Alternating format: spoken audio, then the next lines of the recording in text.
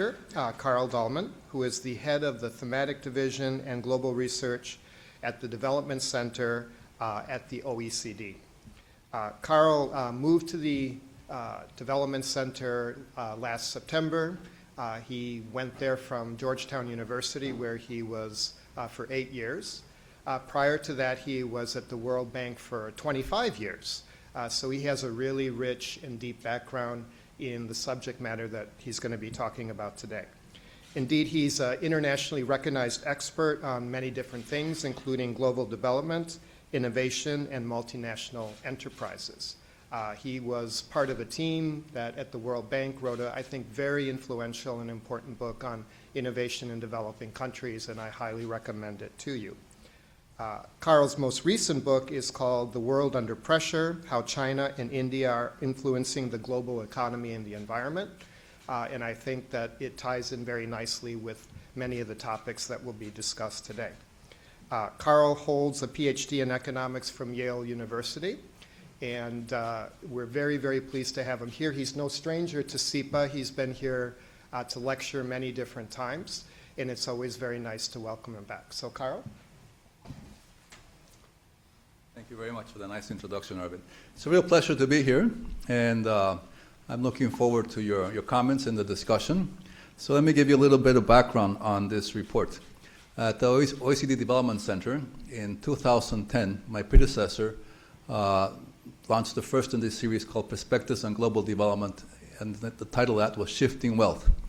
And when he did it, the motivation for it was that when he looked at the 90s, there were 8 developing countries that were growing more than twice as fast as the OECD economies. But in the decade of 2000 to 2010, there were 84 developing countries that were growing more than 2 times as fast as the OECD. So he called this process shifting wealth. It's not really wealth, it's shifting economic activity. But that's the code name that we have for it. And when he did this, we projected that the non-OECD countries would surpass the OECD countries in overall share of global GDP, measured in purchasing power parity, by about 2018. What happened, though, is that with the new PPP series that came out in May, it actually happened in 2010 when he was writing this. And this diagram, which is the title of the report, is very symbolic. This is the share of the OECD world, and these symbols are, the Eiffel Tower, the Brandenburg Gate, and the London Bridge. These are the emerging countries, and we have the BRICS here, the Taj Mahal, the Kremlin, Pão de Açúcar in Brazil. And so this is the crossover point. And over here are the actual shares of the developing countries in this total.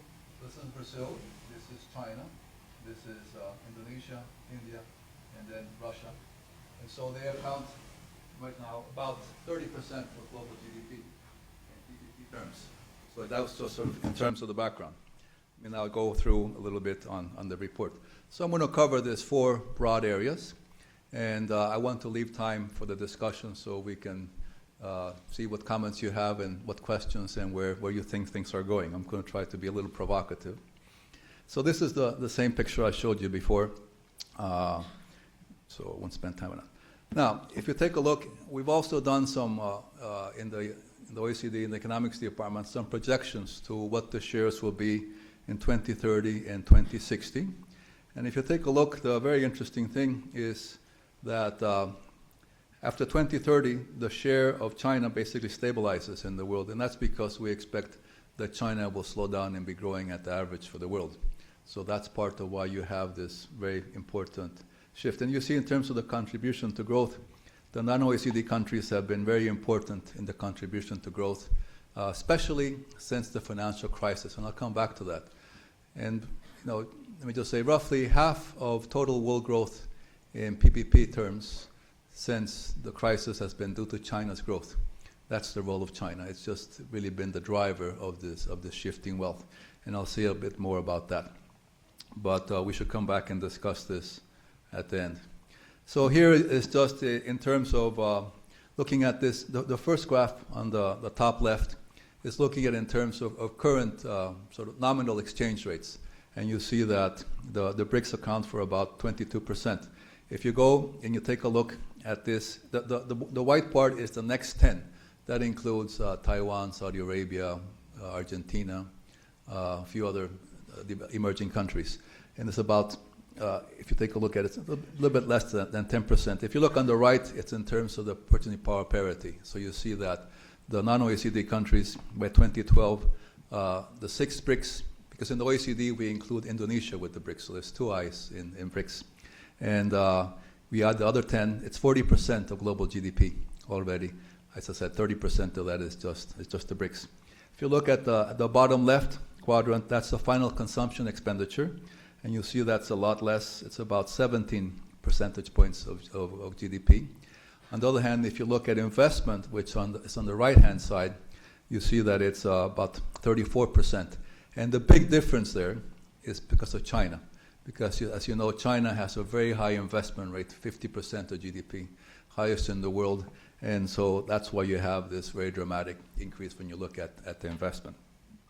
So a key point here is that these emerging countries are becoming a bigger part of the world economy. And for the OECD, of course, that has implications because if you go back to the original on the cover, already we have the non-OECD countries are a lot more of global GDP than the OECD.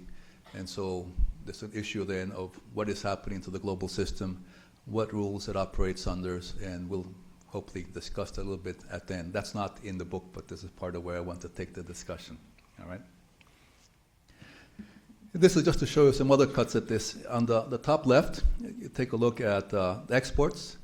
First of all, the black line is you look at that on the left axis. That's the actual value of global exports. And you can see the impact of the financial crisis. That's the big sort of downturn. On the right-hand margin, you see the share of the BRICS in this, and you can sort of see that in terms of total exports are about 22%. And I want to call attention to China. China accounts for 12% of global exports. If you were to look in 1980, China's exports, merchandise exports were 0.7%, less than 1% of the total from the world, and now they're 12%. No country has increased the share of exports as fast. Well, Korea did have a period where it was growing faster, but in terms of the size, that's a massive entry into the global market, and that's quite significant. If you take a look at the right-hand side on the gross imports, you see that it's a lot less. It's only about 17%. And again, part of the main reason is China, because China has a big trade surplus. So that's part of what's going on. If you look at the bottom left, that's global inward flows of investment. You again see the impact of the crisis. It comes down from the peak in 2008 and never quite recovers. And then if you look at the shares of the BRICS, you see that they account for about 22% of total inflows. And then you look at the shaded parts, the large gray area, that's China. You see that it has been very important in receiving foreign investment.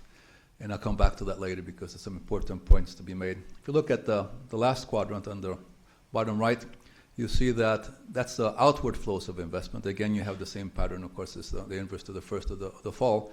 And you look at the share of the BRICS, and they're about 14% of total GDP. So the point here is that these countries are not only becoming big in terms of their economic activity, they're big on the trade side, they have been very big on receiving foreign investment, and now they're becoming big foreign investors in their own right, in particular China, and of course Russia because of the oil wealth, and separate discussion on Russia, which we can get into if you wish. Now, something to note is that, and this is because it has implications, if you take a look, China and India are very natural resource poor on a per capita basis, in most things except coal, which is a problem because of the emissions. And so they have become very big importers of raw materials.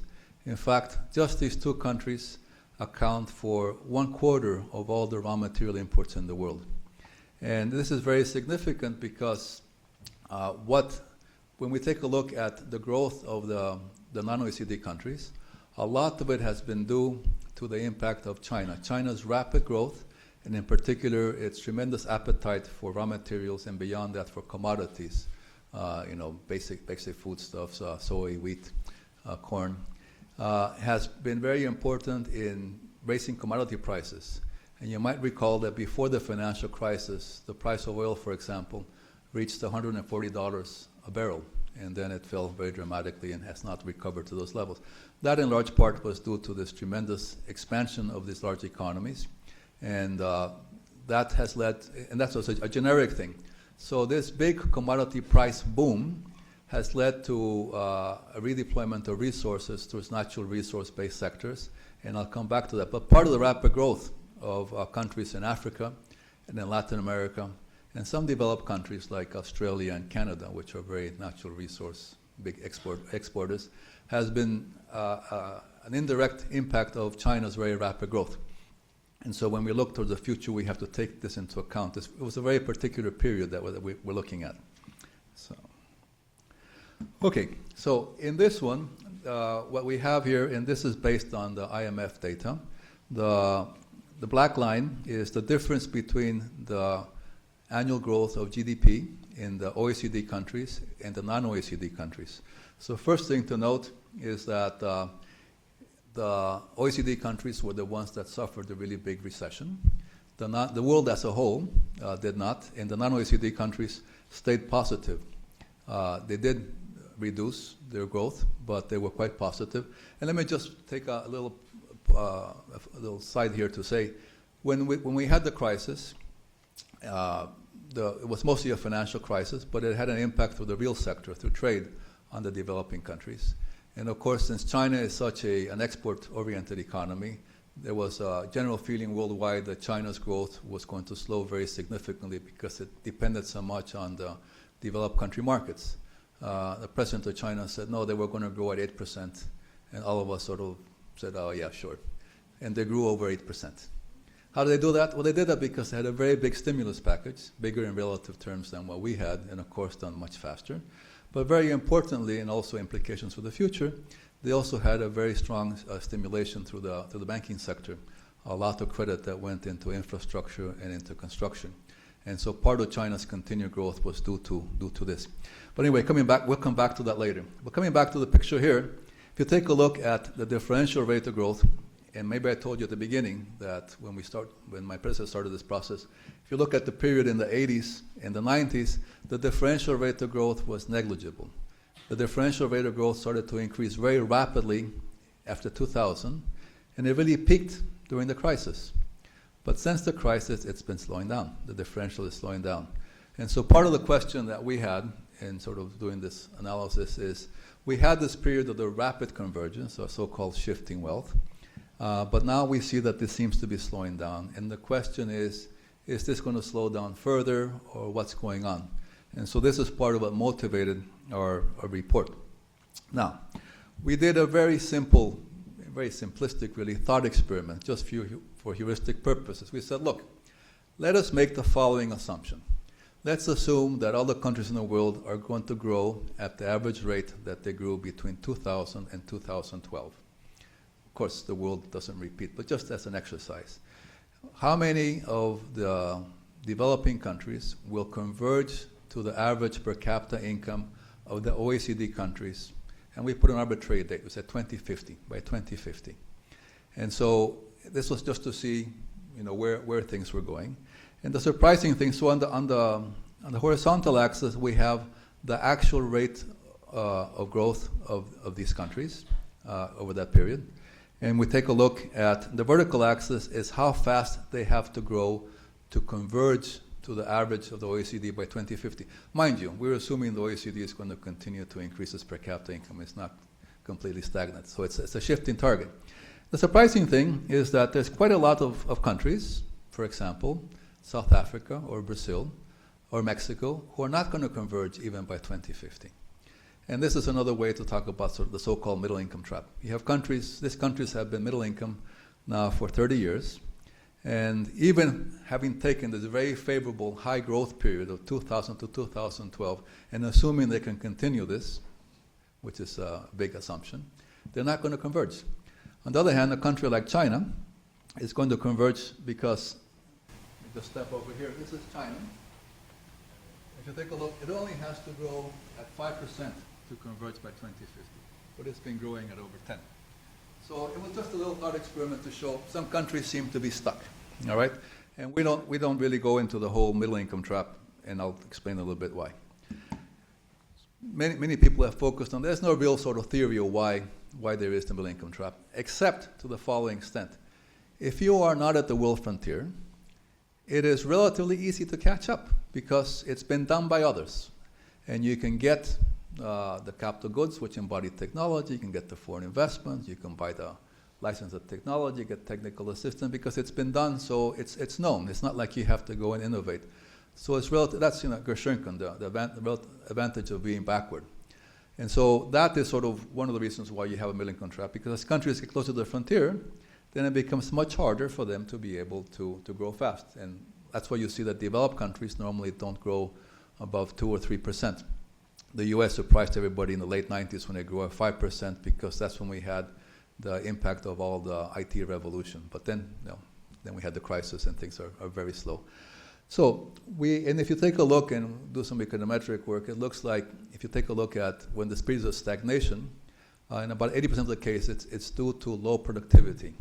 So in this report, we decided to focus on productivity because productivity increase is the only thing that is going to give you growth in the medium and long run.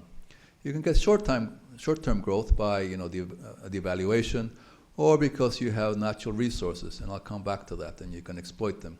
But if you're really talking about sustained growth, it only comes from productivity. So we decided to take a look at productivity, and we went a little bit overboard. We looked at 40 countries, 40 sectors in 40 countries, including developed countries. And we looked in detail over a period between 2000 and 2008.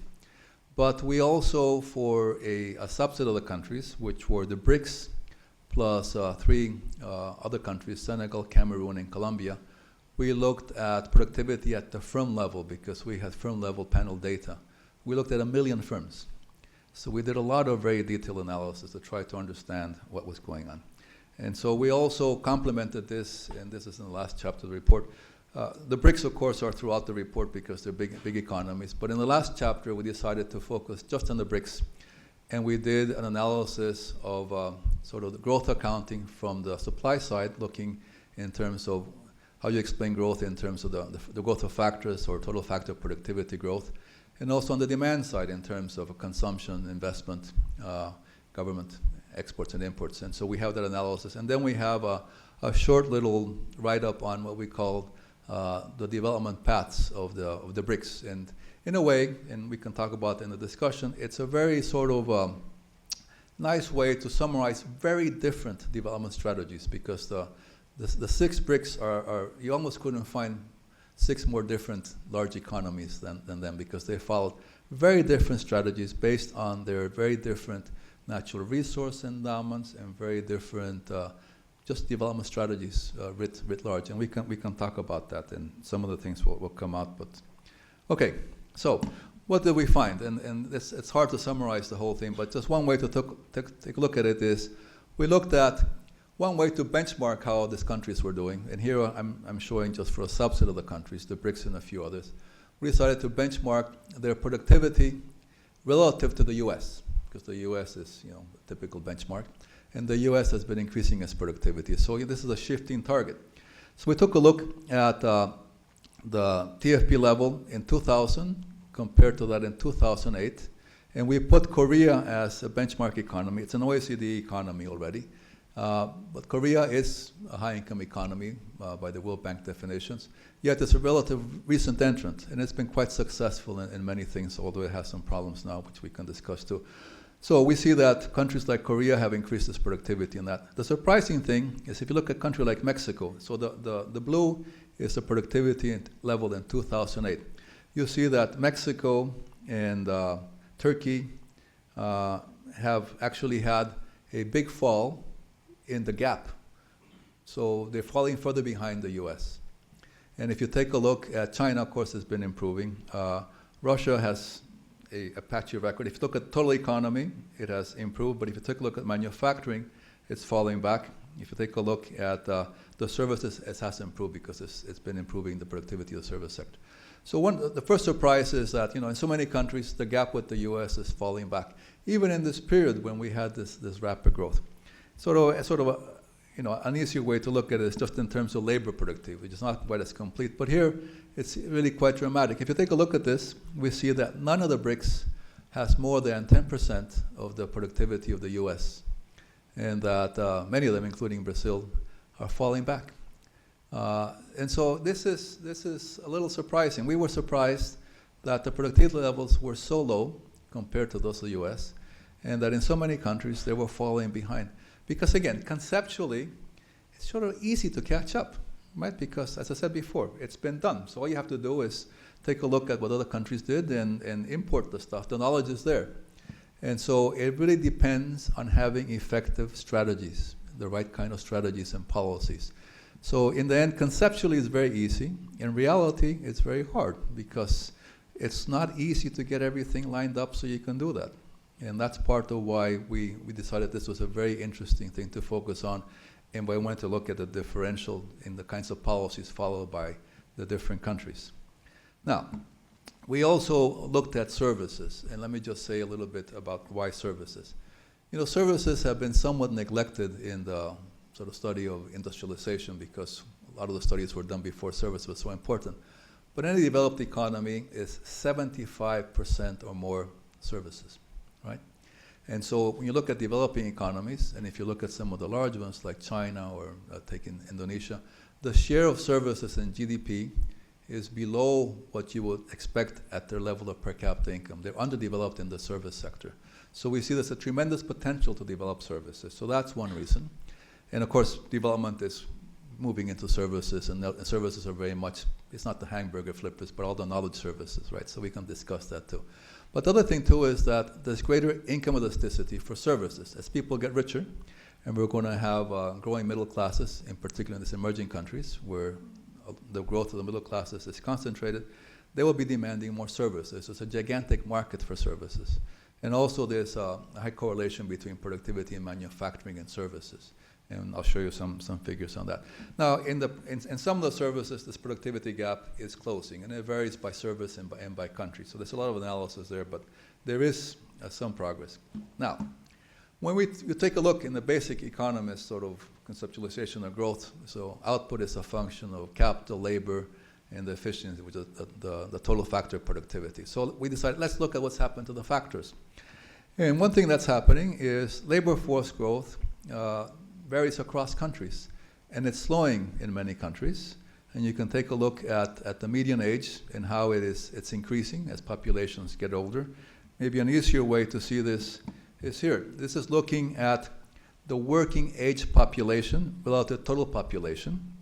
And here the lines are quite interesting. The thick black line, that's the average for the OECD countries. The gray line under that, that's the US. If you look at that dotted, the dashed line that goes way up, that's China.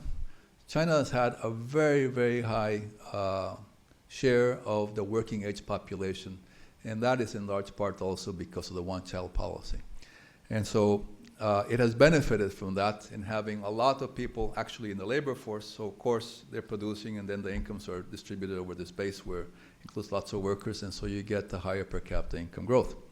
If you take a country like, you take a look at Japan, Japan is the light gray dashed line. You'll see how it takes a dive, and it comes down in projections by 2060 are that only about 63% of the population will be a working age. In other words, it's the aging problem, right? If you take a country like Brazil, it also, and Russia too, they also go up and start to get old quite fast.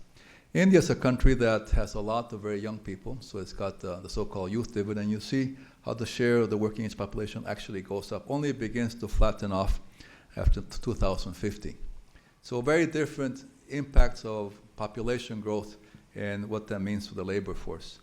I'll come back to some of the implications.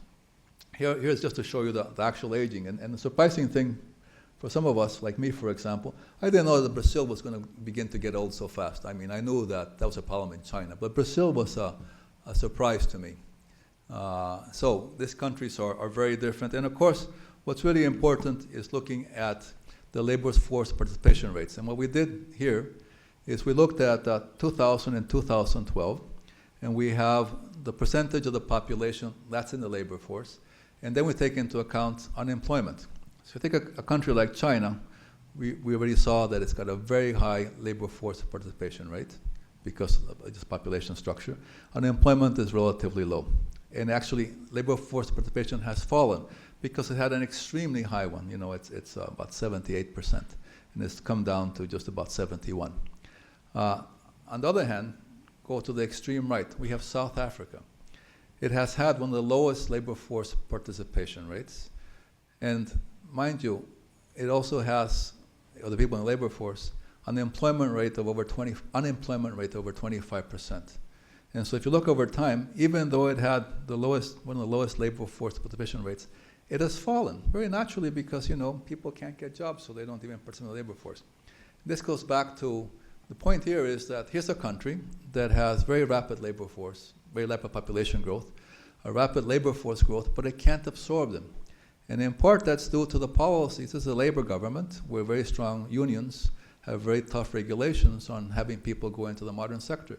So because of these policies, it's not absorbing one of its abundant resources, people, into the economy, and doing a tremendous disservice to the population who can't get into the formal labor force. And that's why it also has low growth, because it has very high wages, given where it is, can't compete with China, and it's creating tremendous inequality and social tensions. So we'll come back to that. But this is the kind of, we sort of try to look at what the links of these different structural factors back to policies to what they imply. Now, the other thing is we take a look at capital. The first thing to say is that in some countries, the investment ratio has increased very, very rapidly. In China, for example, it went from the mid-30s to 50%. You know, can't tell China to invest more. In countries like Brazil and Russia, however, in South Africa, the investment rate has been around 20% for the last 30 years. In a country like India, the investment rate actually went up from about 20% to about 36%. Now, we can then look at the efficiency of investment. And here is the so-called incremental capital output ratio, how much investment you need to get additional rate of growth. And here we see that in a country like China, that's a problem because it is investing 50% of GDP. We can't ask it to invest more. But the efficiency of this investment is beginning to come down. The incremental capital output ratio is increasing. And that shows inefficiencies in the financial sector. A country like India, however, still has a declining incremental capital output ratio. So we sort of see the efficiency of investment at the macro level. Okay. So it was just to give you some idea of the analysis from the factors to the growth. So if we take a look at what countries can do to be able to increase their productivity, well, it's lots of very simple things, and as I say, easy to say but hard to do. One is to diversify into higher value-added sectors, you know, within agriculture, from low value agriculture to higher value to very particular niche markets. Let's say fresh fruits and vegetables, which can command a premium, organic coffee, things like that. Very important to use the existing global knowledge, and I'll come back to that to expand on that. It's also important to have more efficient, typical economies, right? The more efficient product markets and the factor markets. And I told you again, the case of South Africa is a very inefficient labor market. In the case of China, we have lots of inefficiencies in the financial market because the basic story in China is people save a lot of it's precautionary savings because of a very poor social security system. And they don't have many instruments for saving, and so they deposit it with the state banks, who give you a negative real return on it because the rate is less than the rate of inflation.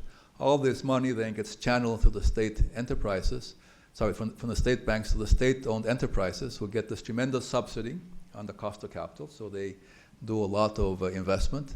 And also the state enterprises, by the way, don't pay much dividends, and so they get a double subsidy on the capital side and that. So you need to do things to improve that, and you see in China building up of overinvestment in real estate and in infrastructure, beginnings of a bubble, which we know what happens to that. Anyway, lots of things are reforming. And then the service sector. So let me just elaborate on just a few of these things. So why do you have to diversify into the higher value services sectors in general? It's because if you're looking at development, it's important to be acquiring different kinds of skills and to be able to have flexibility to adjust to all kinds of different configurations of global demand and competition. And so it's important to go into those sectors. And this is very important in particular for natural resource-based economies. Because when they go back to specialize in natural resources, well, you can also do the services going with that. So not just mining, but mining equipment, mining services. Take a country like Finland. It was very big in pulp. It had big forest. And then it went into pulp and paper machinery. So it's still a very big producer of that in pulp and paper services. Now it has almost no forest, but it's got this knowledge and it uses that all over the world. So it moved up to higher value out of the natural resource-based sectors. But it did diversify. Now, part of what we see, and this is back to what I was saying at the beginning when I was showing you that China and India are so important on the imports of natural resources, there has been what you could consider a premature respecialization in basic natural resources and commodities by the BRICS. Here's a way to look at this. In this graph, which is a little complicated, so let me explain what's going on. On the horizontal axis is GDP, the log of GDP per capita. So the points show what is happening over time. And on the vertical axis, we're looking at revealed comparative advantage in sectors. We have a classification of trade, which I think it was the 3-digit, gives us 1,000 product groups.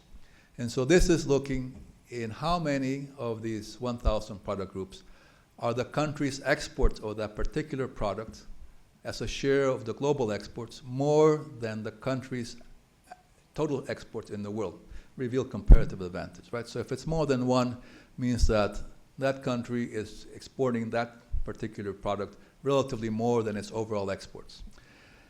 And if you take a look at China, China's the blue line, we see that it's been continuously expanding the sectors in which it has revealed comparative advantage. Very impressively, starting with 150 in the 60s, 62, to almost 300 now.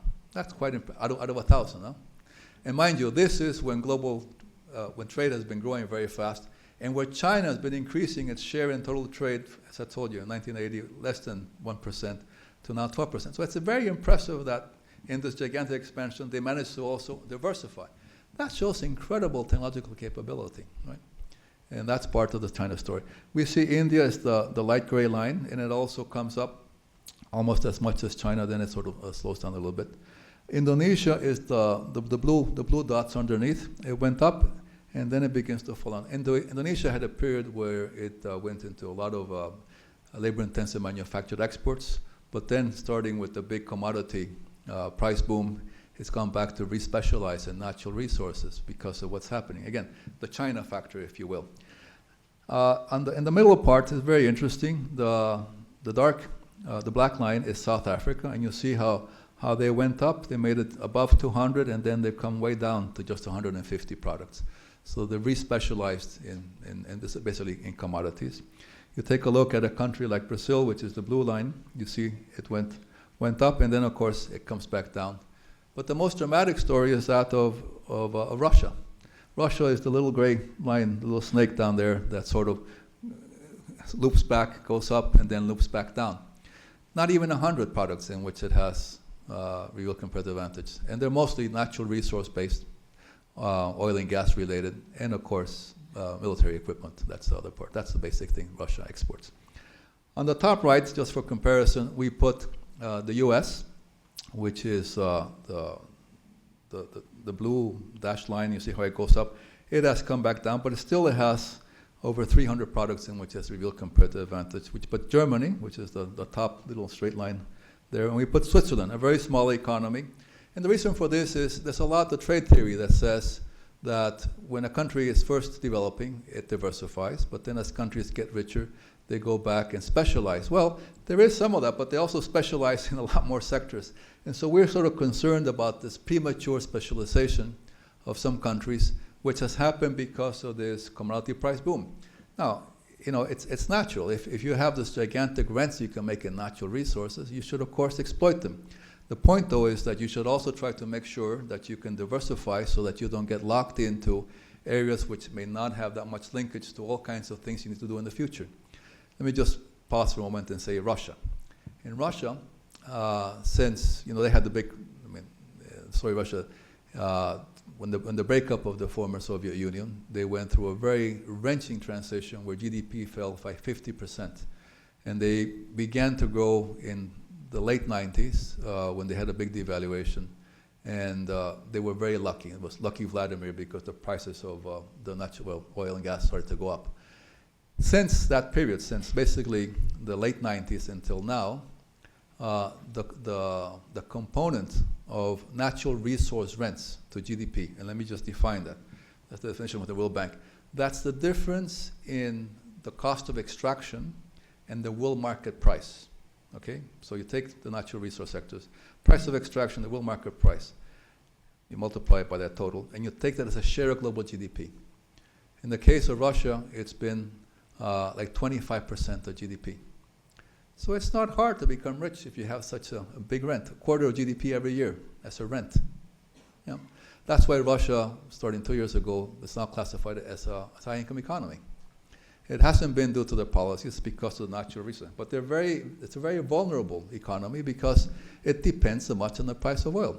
As we have this alternative non-conventional oil, and if there's more development on alternative fuels, Russia can be in a very bad situation. And if Brazil does manage to come on stream with its big deposits of the pre-salt in the ocean, and other countries are able to come on stream, Russia's going to be in big trouble. Now, it hasn't done all the reforms it should have because it's just so easy to continue to coast on the natural resource wealth, right? But that's a big liability. So we'll come back and discuss it. But I just wanted to emphasize this importance of diversification. Now, in terms of tapping global knowledge, that second thing I had there, as I said, if you are a developing country, there's so much knowledge that exists out there in the world that you can take. You can buy the capital goods. So the first graph is looking at the share of capital goods imports of those economies as a share of global GDP. And look at China. It's had, in the mid-2000s, 14% imported capital goods for 14% of GDP. So let me just explain implications of that. You can grow if you invest a lot. China's investing 50%. And so one is just the rate of investment. But at the same time, if that investment includes a lot of modern capital goods, that's part of why you get all this embodied technology that's going to give you bigger productivity. That's a lot of what China has done. Countries like Brazil and India have had very little use of more advanced foreign capital goods. And they also had much lower investment rates, okay? So it's a combination of those two things. Now let me look at the right-hand diagram. That's also a little complicated, so let me explain it. The horizontal axis is the share, the R&D expenditures as a share of GDP. The vertical axis is scientists and engineers doing R&D as per million population. So if you look here, the size of the bubble is in proportion to the actual resources being invested by that country in R&D. So the big boy is the US. It accounts for about a third of global, total R&D in the world. However, if we were to have looked at the US in 1990, it was more than 40%. And the big change since then has been China. China is, as of 3 years ago, the second largest investor in R&D in the world. It surpassed Japan. And if you were to have looked at China 20 years ago, it will be a little spot like Mexico, which is the little blue one, the empty one with a little blue dot at the bottom, which is Chile. So in 20 years, it's been from a very small investment in R&D to now being the second largest in the world and expanding very rapidly. And so part of what it's doing is it's been really efficient at catching up to existing global knowledge by formal means, like I said, foreign investment, capital goods. You import the components, and part of what's going on, they import the components, assemble and export. Now they're deepening that. You also send students abroad for training. Let me spend a moment on that. If you look at, in the world, there's 3 million students studying outside the home country, and 15 or 16% of them for the last 20 years have been from China, mainland China, right? That's the way you get access to basic knowledge, and it's very important. You learn the basic principles, you get some experience, and you can go back and produce brand new knowledge. That's quite an efficient way to get access to it. And of course, there's been a lot of pirating, and that's not just by getting people in the companies, but now you can hack. That's something new. So China's been really good at tapping global knowledge, but China is already beginning to invest massively and developing its own capability, not just to absorb, but to develop. And I'm on the board of a committee of the National Academy of Sciences, where we look at innovation all over the world. Been to China with big teams, and one time we went with a team from the National Institute of Cancer. National Institute of Cancer spends $5 billion, just the National Cancer Institute of the U.S. And they said that in many areas of biotechnology, China's ahead of the U.S. already. So these investments are beginning to pay off. So this still is very inefficient, but a lot of things are coming there. Anyway, the importance of tapping global knowledge. Countries like Brazil have not done that, or India have not done that, or South Africa. Now, then the other very typical things, since we had the firm level data, we took a look at the TFP based comparing firms that had foreign investment or not. We don't have this data for all the countries, so this is partial. But if you look here on the top left one, this is the TFP of firms that have some degree of foreign investment. It's much higher, particularly in Indonesia, you see the very big differential. Firms that do R&D also tend to have much higher TFP. These are all correlations, that's the top right. Firms that export also tend to have higher TFP. Now, we're not saying it's a causality problem there. We can't really tell you which way it's going. But also, worker training is very important. And firms that do worker training also tend to have much higher TFP. This is consistent with the literature. It just also, our empirical data also show this. Now, education is very important. And if we look at countries, developing countries, they've been able to increase the average years of education very considerably. You see, the blue line is 2010 compared to 1990. The issue is the quality of the education. And at the OECD, we have an instrument called PISA, which is a test administered to 15-year-olds. And it measures the actual competence in mathematics, reading, and science. And there's a scoring there. And if you take a look there, we see that developing countries generally perform quite poorly on this. One of the poorest. We don't have all the developing countries in this. We're trying to expand them, but we have Peru. Peru is the laggard in this. So we see that the quality is a really big challenge. Another big challenge is the match between what is being produced by the educational system and what is required from the point of view of the economy in terms of the areas. So take a country like Russia. Russia has had a very high educational attainment, and it's had it for a very long time, higher than the average of the OECD, in fact. But they were training a lot of very specialized, engineers in some part of railroads, engineers in some part of shipbuilding, engineers in some type of metal industries, and not the kinds of skills that you need sometimes for our market economy, which are financial analysts, management, and that. So they're producing a lot of people and not with the right skills. So it's a matter then of how you sort of work out the system where the educational system responds to the needs of the market. That's an issue in many countries, in particular in many developing countries. And in some countries like Korea, for example. I did a big study on Korea. So in Korea, it has, for a period, it achieved the highest rate of people going into college. And the problem is that a lot of them are not finding the jobs that they expect because they've got the wrong skills. And the private sector is not hiring them for two reasons. First of all, it's not the skills that they need. And secondly, the training is too academic. It doesn't have the practical part because it's too individualistic. Now, back to the problem. Part of the problem is that in Korea, and they haven't quite yet reformed this enough, the number of students by discipline, even in the private schools, which are the private universities, which are the bulk of the universities, is dictated by government regulation. So university doesn't have the freedom to expand, let's say, in some kind of engineering or some kind of management without permission from the central government. So you get this tremendous rigidity. And so you get this inefficiencies in that the supply, for regulatory reasons, doesn't meet the demands of the market. So you have to build in these mechanisms. Well, you took a look at sort of, on the broader sort of regulatory regime, there hasn't been that much improvement in contract enforcement and intellectual property rights that was supposed to be intellectual property rights. So lots of things can be done there. We can discuss that. And from our detailed firm level data, as expected, larger firms tend to be more productive in most economies. It's not quite true in Russia. If you look at Russia, it's not true, or in Cameroon or in Senegal.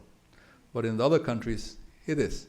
And it's because larger firms normally have more professional management, and they are able to get better inputs, and they get all kinds of economies in terms of dealing with government regulation and efficiencies and getting access to finance and all that. Smaller firms have a big problem. And small firms in particular have a big problem getting access to finance. And that's well established in the literature. Now, back to services, and I told you why we were looking at services, because there's 3 reasons why it makes sense. And when you look at, when we did the growth accounting, we also saw that in terms of the growth of services, they have been very important. They've accounted for more than 50% of the growth in GDP in all these countries. And we looked at traditional services and then more sophisticated business services. So there's a tremendous potential for greater growth there. And we see that's particularly high in financial and business services. Here we normalized it all to the OECD average. So if you look at the horizontal axis, that's the share of manufacturing in the GDP of the countries compared to the OECD average. You can see how China is way out there. It's 17 percentage points higher than the average. It's got a very big manufacturing sector, because it is producing not just for Chinese needs, but it's producing for the world. China is a big manufacturing workshop of the world, right? So that's part of what happens. On the other hand, if you take a look at the share of business services in GDP, all these countries are way below the average of the GDP. So that shows this tremendous potential to increase in those areas. And also we see that there's this high correlation, like I told you before, between as you begin to outsource services in a company, you get more economies of scale in the service firms, and so you get a higher productivity. There's a high correlation there. And you can't think of a service sector independent also manufacturing. There's a lot of interrelation. And here in the US, I don't know how much you follow this, but there's a big concern that because so much of manufacturing has been offshored, that is creating a big problem for the competitiveness of firms, because even though we have a strong service sector, there's very important symbiotic relationships between them. So that's a very big program now that there's more concern about bringing back some of the manufacturing through advanced manufacturing because of this relationship. Anyway, we can discuss that. Then, of course, the whole thing of shifting from low productivity, let's say agriculture, to services, just took a look at how countries have done it. In a country like China, it already did a lot of that. So in the period we're looking at, from 2000 to 2009, most of the increase in productivity has come of increase within the sector, not now from the big shift. On the other hand, a country like India or Indonesia still has a very large percentage of the population in in agriculture. So there's a tremendous potential to move them out of low efficiency agriculture to higher efficiency manufacturing. Of course, then you have the regulatory problem of the labor legislation I told you about. And when we did the sources of growth, we see that capital accumulation, in spite of everything else we said about productivity in TFP, has been the major driver of their growth. So capital is really still very important. And for countries that still have very low investment rates like Brazil or India, sorry, not India, or Indonesia and, not Indonesia. So Brazil, South Africa, and Russia. And we also see that, of course, more education leads to higher productivity in services. That's the first thing on the left. You see the upward relationship, and even stronger in terms of capital intensity in the service sector. So you do need the other factors too. Now, and I'm about to wrap up. We also didn't get into too much detail in this, but we're all sort of aware of the Arab Spring and what happened. And we see that even though countries may be growing fast, you still have big problems in terms of growing income inequality, and middle classes who are beginning to raise their concerns and their frustrations that they haven't been able to benefit from a lot of this growth. That's the case, for example, in Brazil, a little bit less in Russia. But we see this big risk. So we took a look at income distribution, and we took a look, won't get into detail, but this is looking at the income distribution on a global scale, work by Branko Milanovic from the World Bank. And you can see where the income distribution of the BRICS fits into the total world. And surprisingly, because of the very unequal distribution in South Africa or in Brazil or in Russia, we see that the higher incomes there are, quite high compared to the developed country, above many deciles in the developed countries. And what's actually happened to the income distribution In China and in India and in Indonesia, it's been, in South Africa, income inequality has been increasing. In Brazil, it was reduced in part through the conditional cash transfer system, but mostly because of more labor force participation and absorption. That's what really accounted for the big bulk of the reduction in inequality. In the case of Russia, there's been heavy use of subsidies to the government to pensions and support systems. That's how Putin remains very popular. But this income inequality, and we look at the shifts over time. So we can take a look. This shows the decile distribution in 1993 compared to 2005. And you can see in the case of Brazil, the difference, you do see that it rises more for the higher incomes, but relatively speaking, if you look at the actual base, the income inequality has been reduced. Whereas if you look at China, it's quite obvious that the upper incomes are increasing much faster. That shows the increasing inequality. So we're looking at the little shifting things and the sensitivity to growth. Okay, so the whole thing about disgruntled middle classes is a really big problem. And in particular, when we look at countries, like most countries in Africa, many countries in the Middle East, or in South Asia, India, you have this very big population growth, which means very rapid labor force growth, and this big potential youth dividend. But this youth dividend is going to turn into a time bomb unless these young people can be educated and productively employed. And that's a really big challenge, because what happened historically when we had industrialization, everything was happening more slowly, and population increase was not as big, and they were absorbed into growing industrial sectors. Now we have industry sort of decreasing in total GDP, and we have this gigantic population growth, and the people can't be absorbed in the manufacturing sector, and they're very inefficient in agriculture. And so what do you do with this massive growth of people who won't find employment in the formal sector? And they can be very volatile, and of course it's a whole issue of their livelihoods. We also had a chapter looking at regional differences, just very quickly here. Part of what we found is that in China, interesting thing is that some of the poorer provinces with lower productivity are the ones who've been raising the productivity faster. So the government has had a lot of policies to try to improve incomes in the poorer provinces, and it's beginning to pay off. In fact, when you look at growth, some of the poorest provinces now have the fastest rates of growth. It used to be the coastal provinces, and that's been an effort to try to deal with this income inequality. We also took a look at energy efficiency, and here's just one simple graph. We looked at the tons of oil equivalent needed per unit of GDP, and how this has changed over time. The change over time is the little gray dot. And we take a look at a country like China, it's been really rapidly increasing energy efficiency per unit of GDP. Some other countries, you see that it's actually gone backwards.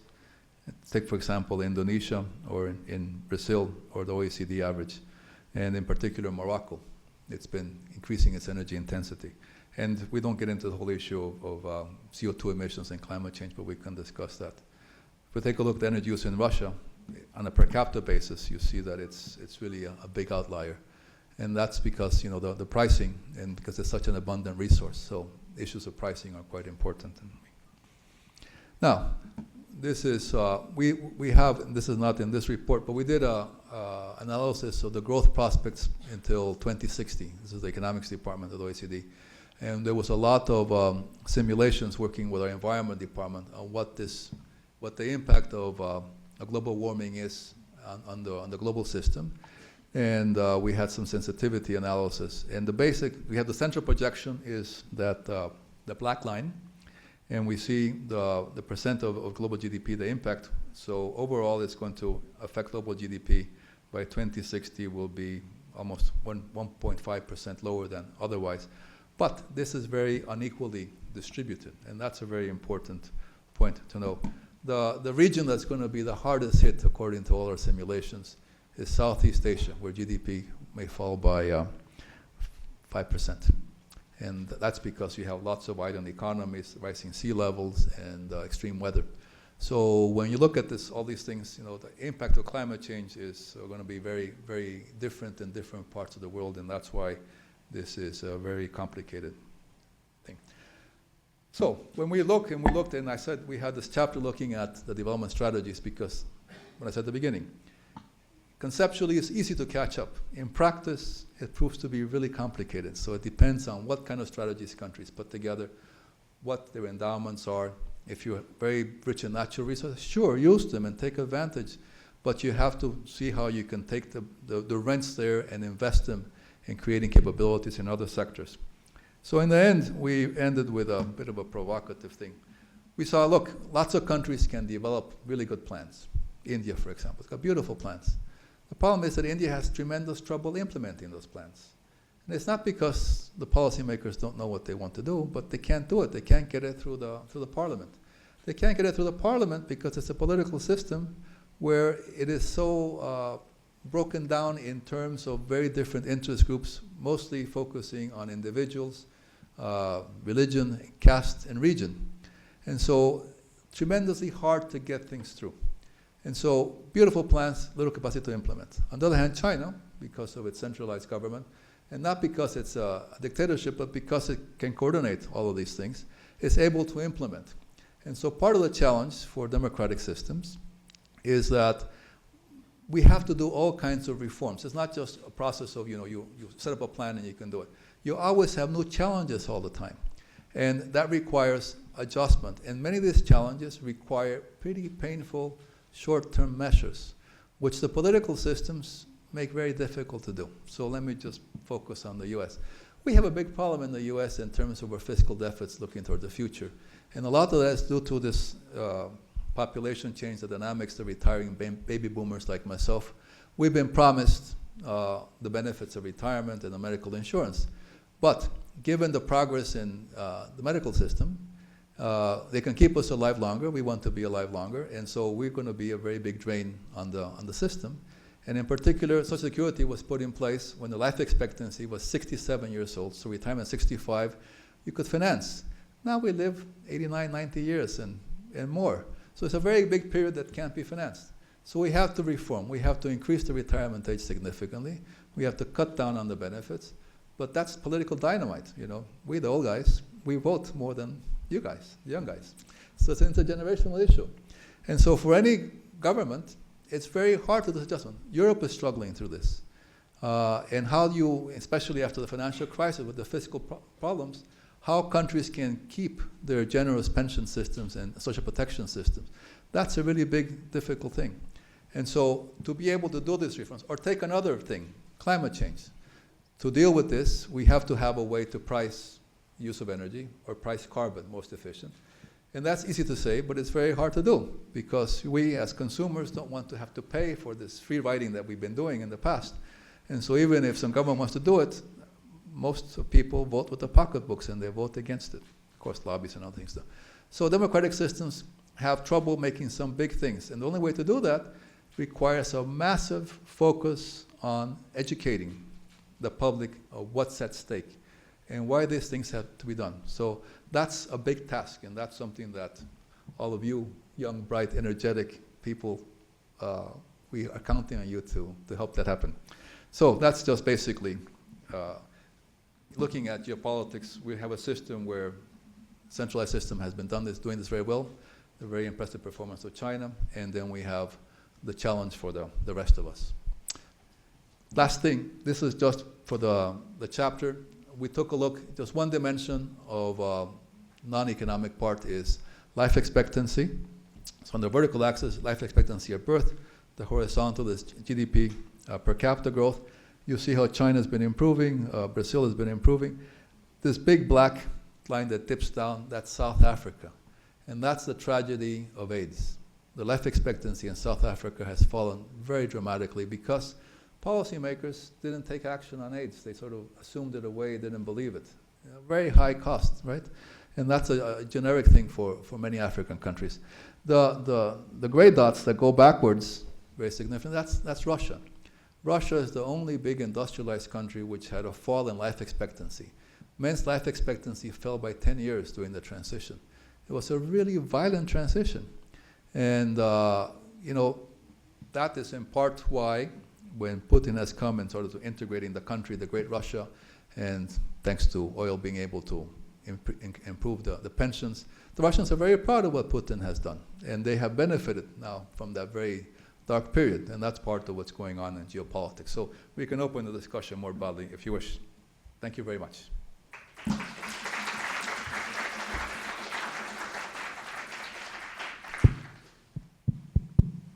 Okay, I'll take questions and comments, and please identify yourself by name, just so that we know. Yes, the microphone's coming to you.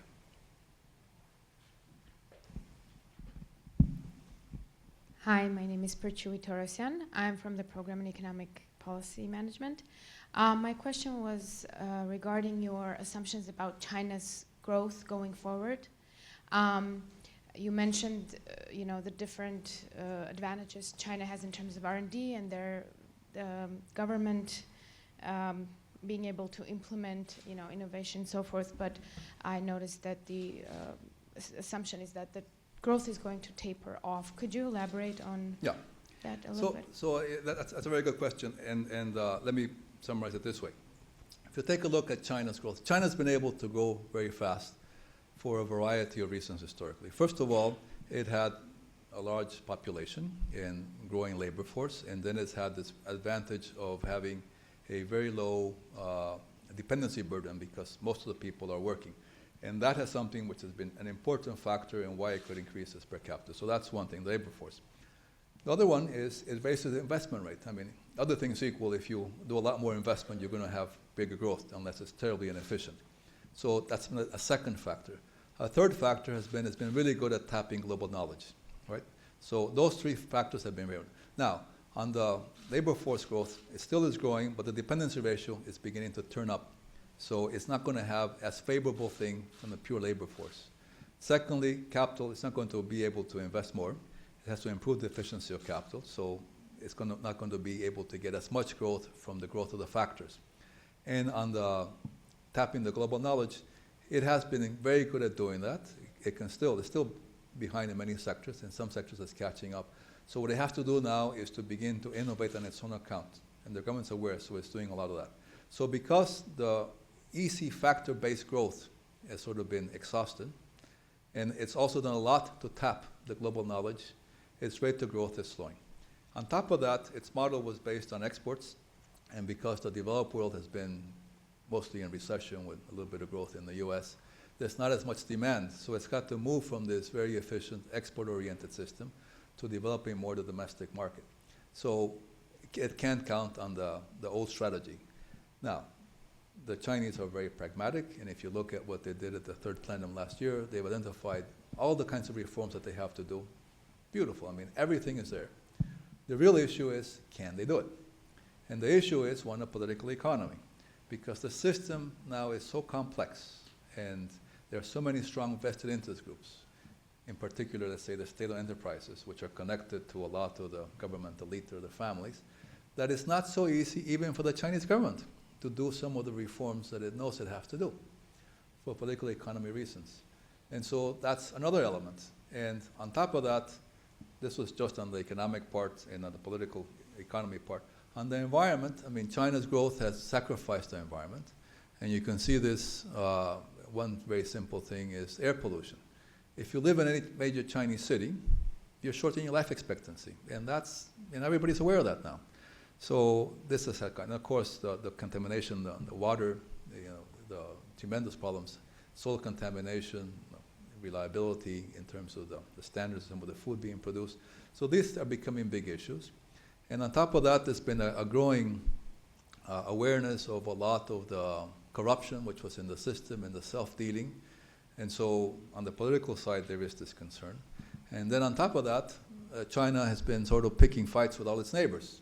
And so its neighbors are beginning to turn against China. And so it has challenges in every single dimension. But back to on the economic one, we're not assuming any big disruption. We're just saying because its EC factor-intensive growth has been exhausted, it's going to be harder to continue to grow. And as countries catch up, they slow down. That's because you get to the frontier, so it's innovation. But beyond that, what I wanted to say is, in spite of all we said and how China is playing such a big role, we don't know what's going to happen in China. No one can tell you what's going to happen in China because it's such a complicated system, and they're facing so many challenges on so many sectors that, it's anybody's guess. Yes, sir, over here. Well, okay, we'll come back to you. Just start this. Since you have the microphone, yeah. Okay. I am Venkateshwaran. I am a PEPM student and I am from India. So I agree with your observation with regard to governance-related issues affecting the growth trajectory of the country. Only one thing, since it is a forward-looking study, that I wanted to make is, yes, going by the last 30 years, India had a government which was run by coalitions where all these interest groups could dictate the policy. It was never one with,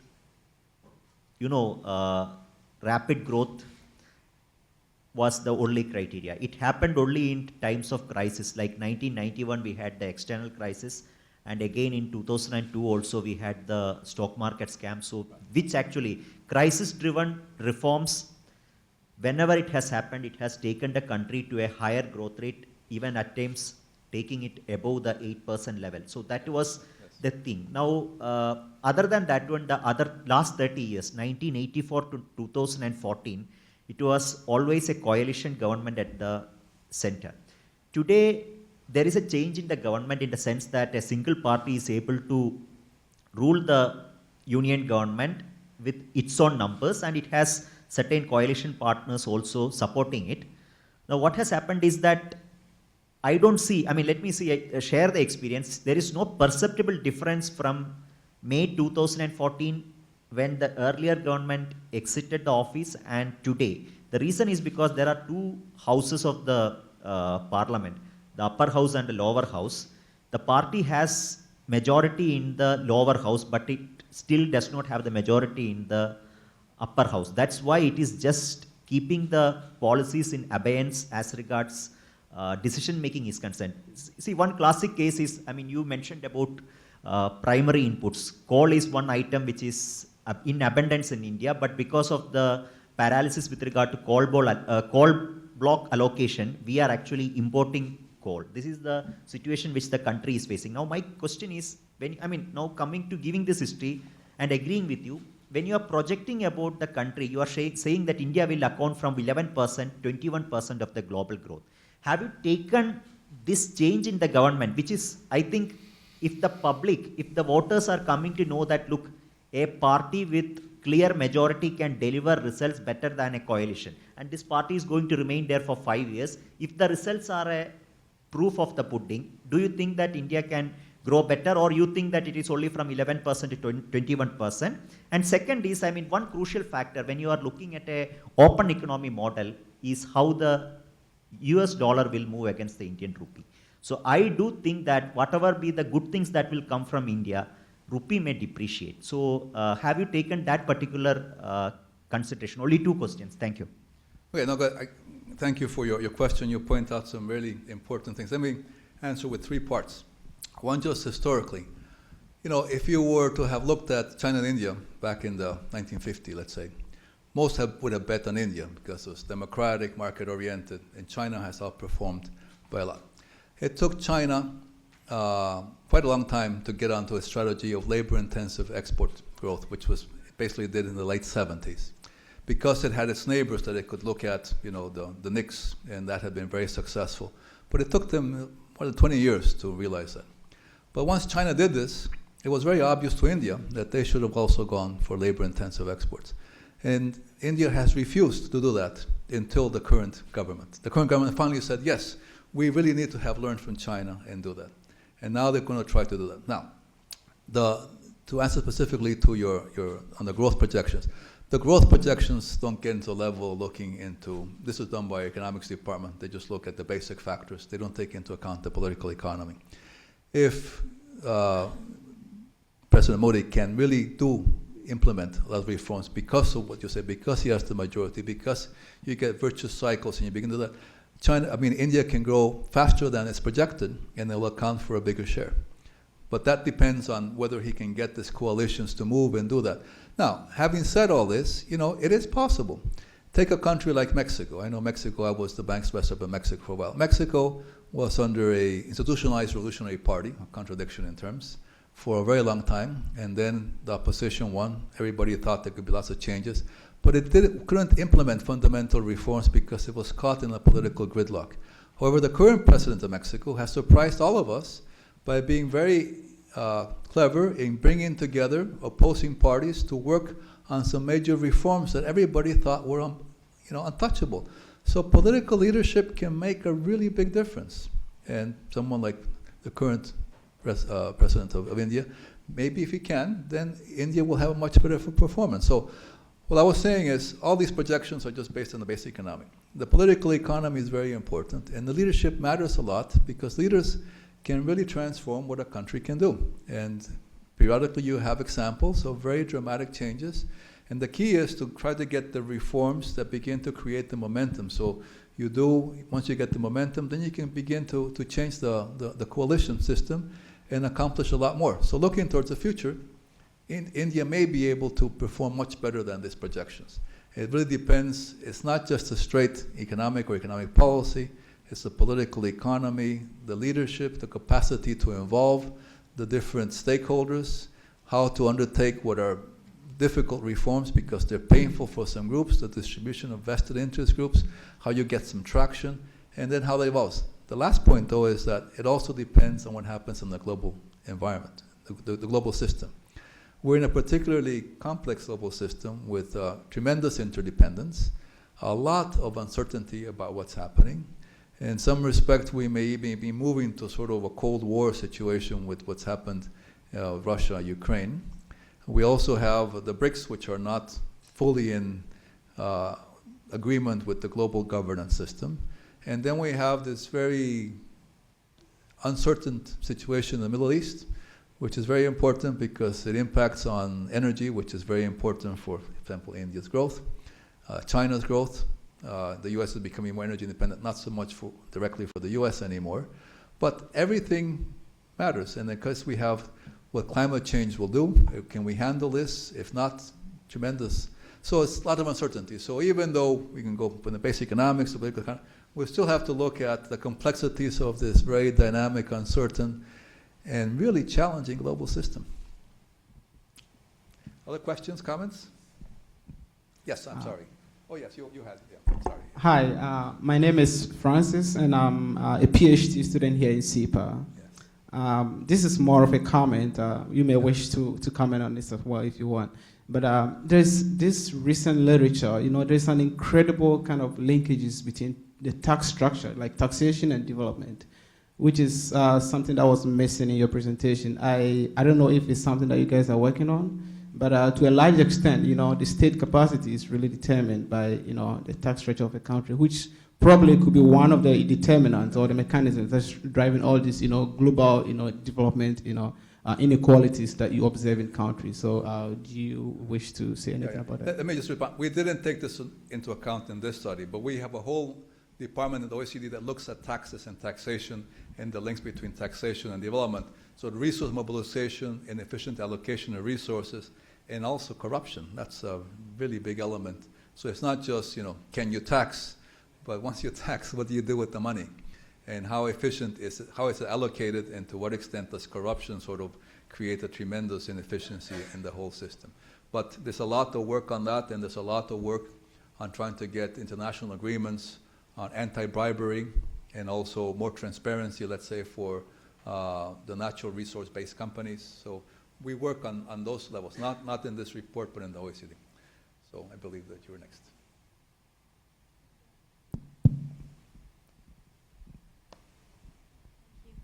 My name is Elizabeth Sedmick. I'm also in a program in economic policy management, and my question is on Russia, and what's your perspective on the Russian economy now with the sanctions in place? Well, it's just very complicated. I mean, No, I'm sorry. No, but it's a very legitimate question, okay? So what I was saying before, imagine, you must know. So just imagine if you're a Russian citizen and you've gone through this wrenching transition, which has been very painful. The GDP fell by 50%, poverty rates increased, you were sort of a victim of the international system. And then along comes Putin and he says, the West did this to us by giving us bad advice on purpose. They did us in. And he's got this chip on his shoulder, right? And then he's lucky because we have the energy boom. And he's got the resources then to increase all kinds of benefits to the population. People come out of poverty, the economy begins to grow, and he stands up to the West. And so he's very popular. He gets voted in, and he's doing very well, and things seem to be going. But then we have this issue with Ukraine. And there may be many reasons why this is done, but that has now created a sort of a revival of this old fissures of, Russia versus the rest of the world. And Putin has been willing to, historically, and now it's very, very clear, to sacrifice the economic benefits and the growth of Russia for this political nationalistic statement. It plays very well at home because he's very popular because he has improved the living standards. But if you take a look at what the sanctions are doing, and now the sanctions against the sanctions, not buying the food, is becoming to increase this split. Now, if we continue along this line of splitting, it's going to be very detrimental to Russia because Russia is it's very dependent on selling energy to the rest of the world. Now, it's more complicated because to some extent, China needs the resources Russia has. So this is creating a new coalition between Russia, big natural resource economy, China, natural resource starved.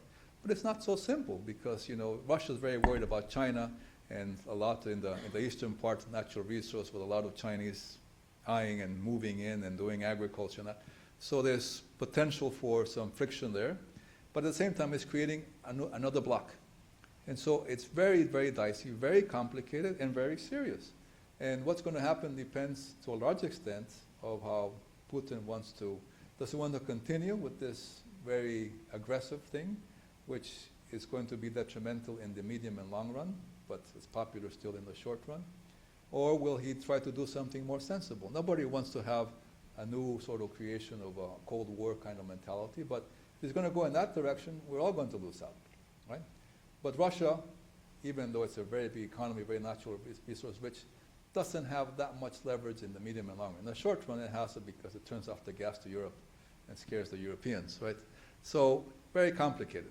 But it depends a lot on President Putin's, how he wants to play it in the future. And so far, he's taking on a pretty aggressive thing because it's been very useful for his domestic political popularity. But in the medium and long run, this is very bad for Russia, and it's beginning to affect the situation. So, as I say, complicated but very good. Yes. Hi, my name is Isabella Grzanti. I'm Venezuelan, so my question is more focused in Latin America. Given the political trend in the last decade, what are your thoughts to the new Brazilian elections that are coming forth? Do you expect some change? Well, yes, that's a tough one. My wife is Brazilian. I lived in Brazil for 3 years. And I've been going to Brazil. I went to Brazil to do the fieldwork for my PhD dissertation many, many years ago. So I have Brazil very much in my heart. And I worry about Brazil a lot. Let me tell you why. Brazil is a large economy. And Brazil has always felt that it's big enough to take on the world. It doesn't really need to do that much trade. And they thought it had a big enough domestic market to do everything internally. And a lot of its policies have been oriented towards that. But China has come along and sort of being way behind Brazil, has surpassed it in many ways. And part of the problem in Brazil is that it has a very large and inefficient government with a lot of regulation. The cost of operating in Brazil, is the term in Brazilian, custo Brasil, the Brazilian cost. The cost of capital in Brazil for a long period of time was the highest in the world. It was 33% real terms. That's what it costs to borrow. It's really hard to imagine if you have to compete in the world where you have to pay an interest rate of 33%. So all kinds, and the red tape to get things done is just incredible. And the real thing which worries me about Brazil is the following. Now that they have found this, one of Brazil's big weaknesses was its lack of oil. And because of the oil crisis, they had to borrow a lot, they got heavily indebted, that was the problem. Compounded in the 80s, borrowed too much, and they mess up the whole macro situation. And they developed gasohol. Now that they have found oil, that was the biggest sort of economic weakness in terms of natural resources. They may feel that they have it made again, and they get very complacent. And they're sort of respecializing in natural resource-based things, only beginning to do something on education and trying to strengthen the innovation system.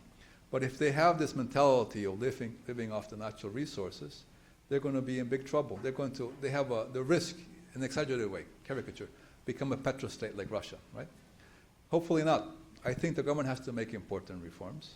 I think that now that Dilma has faced these challenges, if she wins, I think she will try to do more, but she might do more on the more populist side because she's trying to compete with the more populist things. So I think the situation in Brazil is dicey, and I am a little less optimistic than I would like to be, because it's a very important country, but I think that it really needs to focus more in a more strategic way on what it needs to do to be able to be viable in this very complex system. In the short run, Brazil has done very well because of the Chinese demand for the commodity things, but it's getting clobbered on the export side. And part of what it's doing now is moving towards a protectionist reaction. And this protectionist things creates tremendous inefficiencies. And so it may be hurting itself for the medium and long run. So I hope they can do more reforms to improve competition in the product markets. Labor market needs that. The financial market, you have this oligopolistic structure, very high cost of capital. Lots of things that we've done, but they're difficult and they're also painful. And so you have to educate the population of why you have to do these painful reforms. But again, leaders can all of a sudden do pretty amazing things. So we don't know.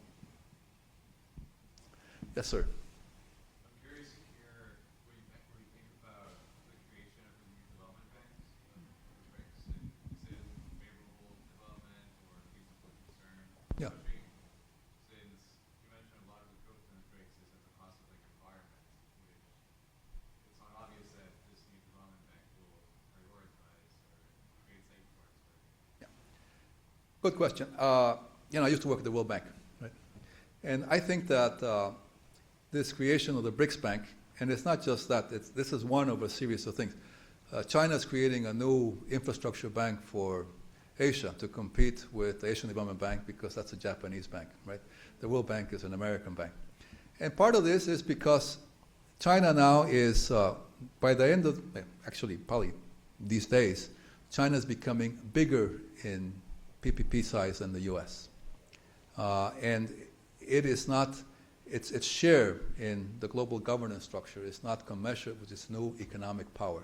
And in particular, in the bank and the IMF, the BRICS, China, India, and Brazil in particular, have been complaining that they are underrepresented in the voting systems of these banks. And the big problem has been the European countries, because these systems were set up according to the quotas coming out of when they were created after World War II, when the European countries were more important in the global system than they are now because of the shifting wealth. And so they've been asking for a long time to get this changed, and it hasn't been changed. And so they said, okay, if you won't let us be represented according to our size, we'll create our own bank. And I think that that's actually to have been expected, and it can be very good. And in fact, there's a tremendous need for more infrastructure financing. The bank has a limit because there's a certain amount of the portfolio that can go into infrastructure. The developing country needs are gigantic, and so having another financial institution that can do this is very good, and competition is also very good. Now, back to the link to the environment. Well, it's not likely that they're going to have more stringent environmental regulations than exists now, and the environment thing is a much bigger issue that has to be tackled. But what's happening is the BRICS are beginning to flex a bit of their economic muscle, and as I said, in China, the Chinese are creating this new infrastructure bank. Their development banks actually do a lot more lending when you add them together, even for development, than what they're going to do with the infrastructure bank. And in particular, and to be expected, China, as I told you, the biggest strategic weakness it has is lack of natural resources. So its biggest strategic concern is securing access to natural resources. Where are there lots of natural resources besides Russia, which it's trying to deal with? Africa. So you see, China is becoming the biggest player in Africa. And what it's saying to Africa is, the West broke you up into all kinds of inefficient countries. We're going to put the infrastructure to reunite you. And they are now the biggest trading partner for Africa. And they're beginning to go between natural resource extraction to put in place some industrial. They're very clever. They are really cementing a very strong symbiotic relationship with Africa because they need the resources from Africa. And so this is all part of a big geopolitical system where there are all kinds of challenges and opportunities. And the Chinese are fantastic strategists, and they have a long-term view.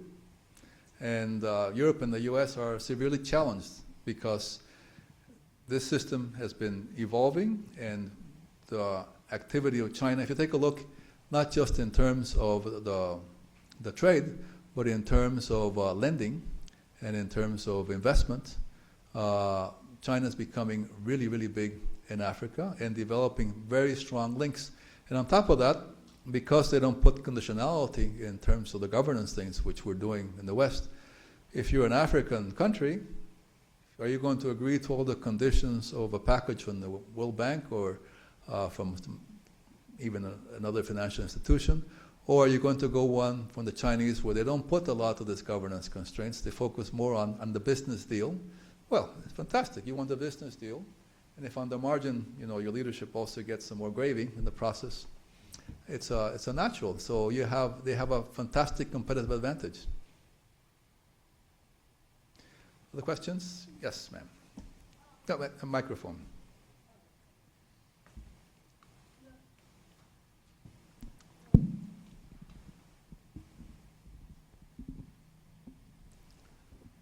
Hi, my name is Catherine. I'm from the Program of Economic Policy Management as well. Given the rise of China in terms of global competition right now, what would your recommendations be for small emerging Asian economies to compete given this kind of environment? Should they continue to concentrate on capitalizing on their revealed comparative advantage sectors, or should they in fact invest in new growth areas? What would your recommendations be for these economies? Well, it depends very much on the economy, but the quick answer is in both. Yes, you should build on whatever you have a comparative advantage in, but you should also try to be looking forward to what areas you think you can move into. And in particular, given that China is now such a big player there, where can you find a symbiotic relationship with China? Because it is going to be fundamental in how you're going to structure your thing more. So I don't know what country you may be referring to, but let's imagine it's Singapore. Look at Singapore, okay? Singapore has been a tiny little economy that's performed extremely well because it's been very much focused on how it can use the global system to its advantage, even though it's tiny. And it's been very successful at that. After they got independence from the UK, it tried to have the Federation of Malaysia. It didn't work out. Lee Kuan Yew, all he had was cheap labor, unskilled. Everybody was against foreign investment. Come here, they came there, and then the wages started to go up. He improved the education, invested in skills, invested in infrastructure, challenge and response, always adjusting.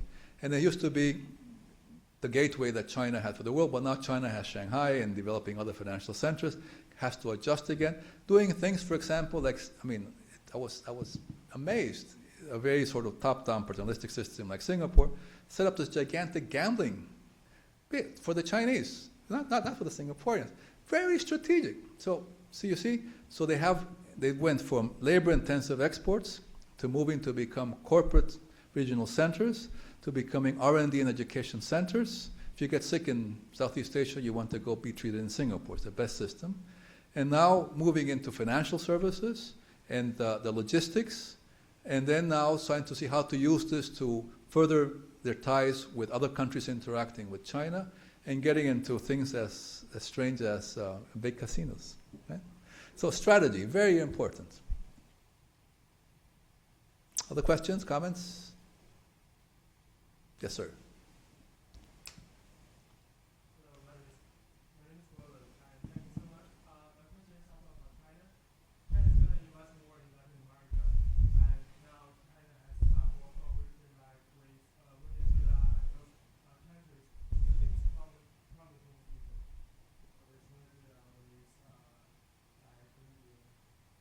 Yeah, I mean, to some extent, the fact that China now is a big player and the fact that China is interested in just the whole world, right? It means that for other developing countries, they have more opportunities. There's another big player out there, and they can see what kind of terms they can get from that for all kinds of things. I mean, China is offering to build a railroad through the northern part of Colombia as an alternative to the Panama Canal. I mean, China has really big ambitions, and it can deliver. It has the capability. So I think that, yes, this new competition is good for countries because they have more options. Now, what countries have to see is also how they can organize what they want to do so that it's not just a short-term benefit of natural resource exports, but they can get some of the other things. So it's a matter for them to have good strategies to negotiate and to think how they can work out more favorable deals. Mind you, if you're a small country and you're facing a giant like China, the power is on the China side. So it requires maybe some regional collaboration and sort of thinking through from a regional point of view what makes the most sense. But in the end, every country is going to have to be really very careful in thinking through what makes sense and to take account not just the very short run, but medium and long term. But in general, more options, it's good. Any other questions, comments, disagreements? No, let me just say, I was teaching before, and I love to teach because you guys have an incredible challenge in front of you. We have a global system which is very imperfect, very fast changing, all kinds of new realignment of powers. The global governance system doesn't quite reflect that yet. It's not clear how some of these powers are going to want to operate in the system, what kind of new alliances they're seeking. It's the answers to some of the questions that you had. But a lot is at stake because, after all, we're in a small planet, and there are some people say there's nothing new under the sun in general. Something new under the sun is we do have an absolute constraint on CO2 emissions. That has changed the game. And so far, we haven't been able to come to terms with that. That's just one example. Then we have the problems of cybersecurity and the internet and what that means, right? And we have the problems of pandemics. We're beginning to see that. This is the most serious that we've had for a long time. And it takes a long time, because of global interdependence, these things can spread very quickly. It takes a long time to develop a vaccine. Even when you develop a vaccine, then to develop the production, even when you have the production, to develop the delivery system. Boy, we're just seeing the beginning of a very big challenge. And this, we were talking about it when we had SARS in the late 2000s. Then it disappeared. It's come back. So we're in a very vulnerable, dynamic, challenging global system. And we need people like yourselves who you begin to sort of see what the system is, how you begin to organize, how you begin to create resiliency, both at the level of a country strategy or a company strategy, or if you're working with a community, because we're facing big challenges and big uncertainties. So you have we're trusting that you will be able to help us with this. I used to say, at the end of my class, I used to say, here's the world. It still works. It's up to you to make it continue to work.